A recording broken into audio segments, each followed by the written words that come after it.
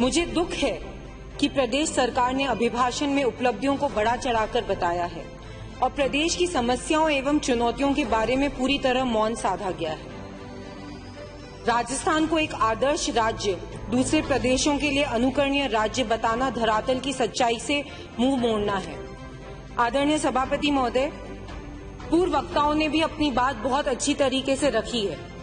कुछ बातें मैं राजसमंद के हिसाब से, और सबसे पहले क्योंकि शिक्षा की बात हो रही थी और ये बात हुई कि बच्चियों के टॉयलेट, महिलाओं के लिए टॉयलेट नहीं है किसी भी स्कूल में, तो मैं आपको ये बताना चाहूंगी मंत्री महोदय कि कांकरोली के बीच, कांकरोली में बालकृष्ण स्कूल जो कि सबसे पुराना स्कूल है, वहां की टॉयलेट्स की ये स्थिति है कि वहां पर बच्चियों के लिए टॉयलेट नहीं है। आप जानना चाहते थे कि कहां पर नहीं है, एक स्कूल का नाम तो मैंने आपको बता दिया।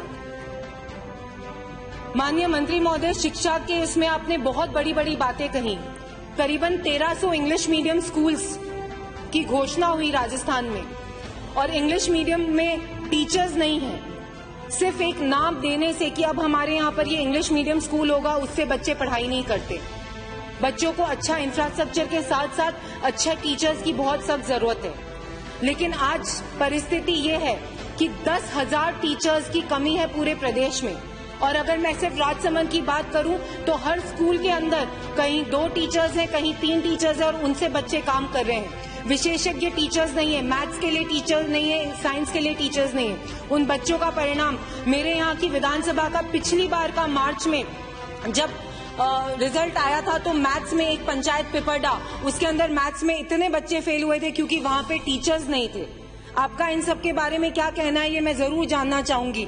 इस अभिभाषण में तो बहुत आपने बातें, अगर इस के बारे में ये कितने 261 पेजेस का जो पूरा अभिभाषण है, 63 पेजेस का, एक एक पॉइंट पे अगर हम बात करें तो शायद एक रात भी कम है, क्योंकि हर पॉइंट में सिर्फ और सिर्फ लोक लुभावनी भाषा, जैसा कि आपका मैनिफेस्टो था वैसा ही अभिभाषण है, उसके अलावा और कुछ भी नहीं है। शिक्षा से आगे बढ़कर अगर लाइट की, बिजली की बात करें, इलेक्ट्रिसिटी की बात करें, इतनी बड़ी बड़ी बातें कही गई कि हम आपके दर कम कर देंगे बिजली, पर बिजली की दरें तो आपने बढ़ाई है और बिजली कम करी है। किसानों को राजसमंद के अंदर कभी सुबह 4 बजे, कभी 5 बजे लाइट मिलती है। इस ठंड में जब कलेक्टर बच्चों की स्कूल की छुट्टियां करता है सभापति महोदय, वो ये बोलकर कि बहुत ठंड है, बच्चे बेचारे सुबह तैयार कैसे होंगे, तो वो किसान क्या इंसान नहीं है? सुबह 4 बजे वो किस तरीके से उठकर और सिंचाई करेंगे? उन किसानों का दुख इस सरकार ने देखा ही नहीं है। उन्होंने सिर्फ इसमें बड़ी बड़ी बातें, पेज नंबर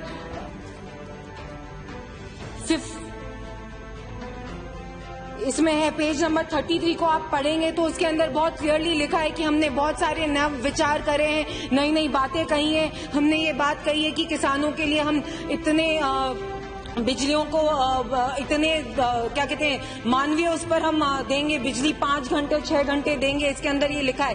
पर अभी की स्थिति ये है कि सुबह 4 बजे, सुबह 5 बजे, कभी सुबह 3 बजे इस तरीके से बिजली दी जाती है। और अगर पावर कट होता है तो वो ऐसे टाइम पर होता है जब बच्चों को स्कूल जाना है, सबको अपने अपने काम पे जाना है, सुबह 7:30 से 8 बजे, इस तरीके के अमानवीय समय पे पावर कट करते हैं। एक बात मैं आपसे जानना चाहूंगी कि इंडस्ट्री को बिजली तो आप 24 घंटे देते हैं, किसान जो 40% किसान आज भी रोजगार, हमारे प्रदेश में 40% लोग एम्प्लॉयमेंट उनका एग्रीकल्चर बेस्ड है, लेकिन उसके बावजूद भी इनको नजरअंदाज किया जाता है। इन लोगों की सुविधाएं, मूलभूत सुविधाओं से इनको अलग रखा जाता है। बिजली की दरें तो आपने बहुत बढ़ाई और बिजली का समय आपने इतना कम करा, पर मैं आप लोगों से ये भी जानना चाहूंगी कि जब आप इतनी बड़ी बड़ी बातें कर रहे हैं कि हमने किसानों के लिए बहुत कुछ करा है, कृषि महाविद्यालय खोले हैं, 29 नए कृषि महाविद्यालय खोले गए, और आपने ये कहा कि हम किस तरीके से किसानों को अच्छी सुविधाएं, मतलब अच्छा एजुकेशन देंगे ताकि वे बढ़ोतरी कर सकें। उन कृषि महाविद्यालयों की क्या स्थिति है आज तक, क्या ये बता सकते हैं आप लोग हमें? उन कृषि महाविद्यालयों की ये स्थिति है कि वहां पे 2 टीचर्स भी नहीं है। वहां पे जो सुविधाएं होनी चाहिए महाविद्यालयों की वो भी नहीं है। सिर्फ नाम के लिए आपने कृषि महाविद्यालय की हमने पूरे राजस्थान में 29 कृषि महाविद्यालय खोले, लेकिन आज तक वहां पर कुछ भी हो नहीं रहा है। और बिजली की एक और बात, आप हमेशा ये बात बोलते रहते हैं कि हमारे यहाँ पे कोयला नहीं है, कोयले की कमी के कारण हम बिजली प्रोवाइड नहीं कर पा रहे हैं। तो एक बात मुझे बताइए कि कोयला तो आपने मांगा छत्तीसगढ़ से, आपकी सरकार है, कांग्रेस की सरकार है वहां पर, क्या आप अपनी जहां पर आपके कांग्रेस की सरकार है वहां से आप कोयला नहीं मांग सकते, जिसकी वजह से आपको सुप्रीम कोर्ट में प्ली दायर करनी पड़ी। माननीय सभापति महोदय, अजमेर विद्युत निगम ने सुप्रीम कोर्ट में ये प्ली दायर करी है कि छत्तीसगढ़ हमें कोयला प्रोवाइड करे। तो आप मुझे ये बताइए कि आपके दो नेता जुड़े हुए नहीं, आपके दो राज्य जुड़े हुए नहीं, और आप भारत जोड़ो की बात करते हैं। किस तरीके से आप ये बात करते हैं, ये मेरे समझ के बहुत परे है।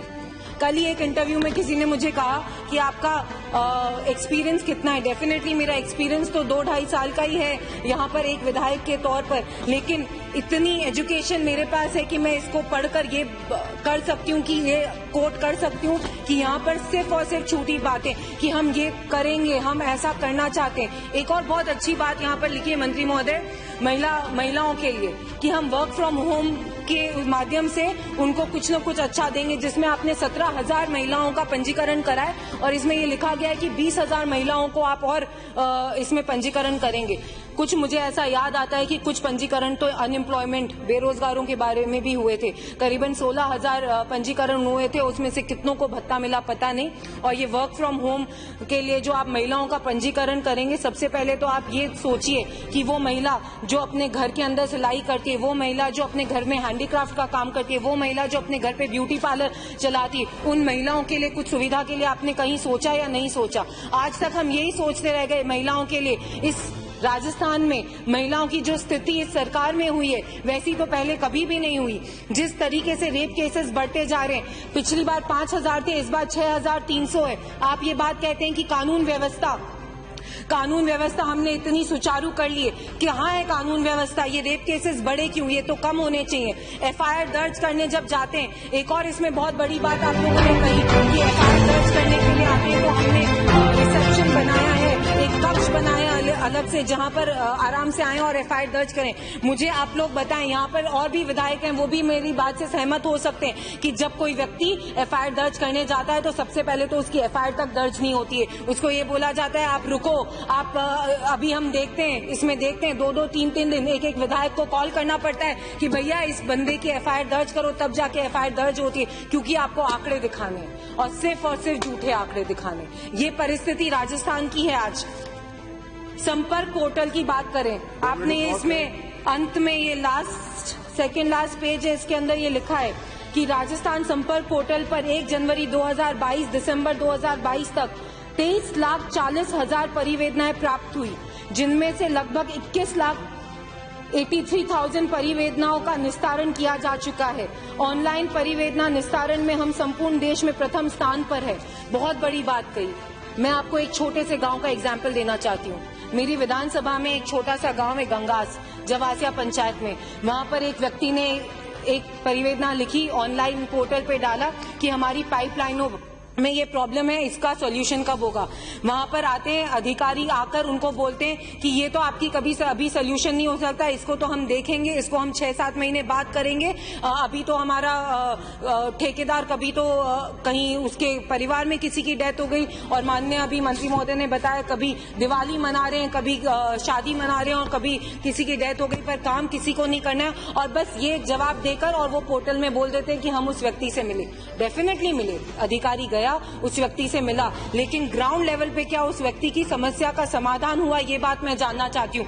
सिर्फ नाम से संपर्क पोर्टल पे हमने इतने व्यक्तियों से मिले, पर उसके बाद उनकी जो प्रॉब्लम थी उसका निराकरण आज तक नहीं हुआ। ये बात मैं जानना चाहती हूँ कि इसमें आप ये बताएं कि संपर्क पोर्टल के द्वारा आपने एक्चुअल में कितने जनों को मदद करी है, एक्चुअल में किसको सुविधा मिली, एक्चुअल में किसका काम हुआ। पीडब्ल्यूडी की सड़कों की बात करी, अभी माननीय अशोक जी लावटी ने भी ये बात कही थी कि 10 करोड़ की सड़कें, जिसके लिए हम मेज नहीं थपथपा रहे थे, तो आप लोगों ने बोला अरे 10 करोड़ की सड़कें, तो याद है सबको, हमें बोला गया था कि अरे थपथपाओ, 10 करोड़ की सड़कें तो आपको भी मिली है। नया बजट सत्र आ गया है माननीय सभापति महोदय, वो सड़क, उन सड़कों में से सिर्फ 2 सड़कें 15 दिन पहले इस डर के कारण चालू हुई मेरे राजसमंद में कि वापस बजट सेशन आ रहा है और मैडम ये बात उठाएंगे। बहुत सारी बातें हैं सभापति महोदय, भ्रष्टाचार 2 मिनट में करूंगी सभापति महोदय, सबसे छोटी विधायक हूं आपके सदन की, आप मुझे थोड़ा सा ज्यादा टाइम दे सकते हैं। भ्रष्टाचार पर बात करें तो ये बात जरूर कहूंगी कि बहुत बड़े बड़े दावे आप कहते हैं कि भ्रष्टाचार, हम जीरो टॉलरेंस के ऊपर हैं, लेकिन जीरो टॉलरेंस कहां पर है? इतनी बड़ी पेपर लीक की बात, आदरणीय नेता प्रतिपक्ष जी ने भी ये बात बोली कि ये होना क्यों चाहिए, हमें इसी बात का जवाब चाहिए। हो गया, आप क्या उसके साथ कर रहे हैं? आप एसओजी से जांच करा रहे हैं, आप सीबीआई से जांच निष्पक्ष होनी चाहिए, लेकिन वापस से ये नहीं, उसके बारे में आज तक कुछ भी नहीं करा गया है। इस बात की पीड़ा आज के युवा को है सभापति महोदय। अंत में मुझे पता है आप देख रहे हैं, मुझे महिला रेप केसेस और बहुत सारी बातें आपके समक्ष रखनी थी, लेकिन मैं बस आपको यही बात कहना चाहूंगी कि ये जो अभिभाषण है, इस अभिभाषण में आपने जो बात लिखी है और आपके अधिकारियों ने जो बात लिखी है, उन अधिकारियों को आप बोलिए कि जनता भोली भाली नहीं रही है और इनको हम बेवकूफ बनाना बंद करें।